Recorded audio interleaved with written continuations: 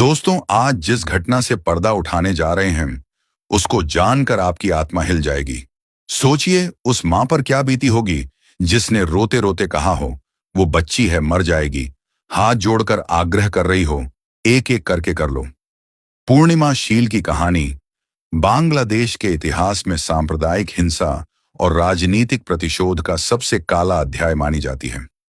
यह घटना केवल एक अपराध नहीं थी, बल्कि एक सुनियोजित हमला था। अक्टूबर 2001 में बांग्लादेश में आम चुनाव हुए थे। चुनाव के बाद जैसे ही बीएनपी और जमात-ए-इस्लामी के गठबंधन की जीत की घोषणा हुई, देश के कई हिस्सों में हिंदुओं के खिलाफ हिंसा भड़क गई।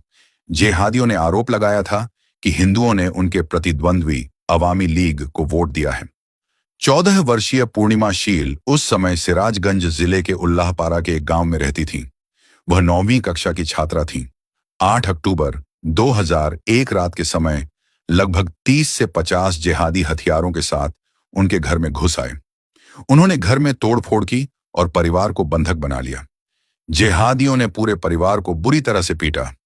जिहादियों ने पूर्णिमा को उसके माता पिता के सामने ही घसीटा। जब उसकी मां अपनी बेटी को बचाने की भीख मांगने लगी, उस रात पूर्णिमा के साथ कई घंटों तक दरिंदगी की गई। पूर्णिमा की मां से बच्ची की जान की भीख मांगते हुए जो शब्द निकले वो आपको अंदर तक झकझोर देंगे। बच्ची है, वो मर जाएगी, एक एक करके कर लो। दोस्तों, वो सभी जिहादी आसपास रहने वाले ही थे। पूर्णिमा और उसके परिवार के पड़ोसी ही थे। लेकिन दरिंदे जिहादियों ने एक नहीं सुनी और 14 वर्षीय पूर्णिमा की अधमरी हालात कर दी। दोस्तों, आप सोच सकते हैं उस परिवार पर क्या बीती होगी। ये घटना आपको इंटरनेट पर मिल जाएगी और तस्मिला नसरी एक बांग्लादेशी लेखक हैं। उन्होंने भी अपनी पुस्तक में इस घटना का जिक्र किया है।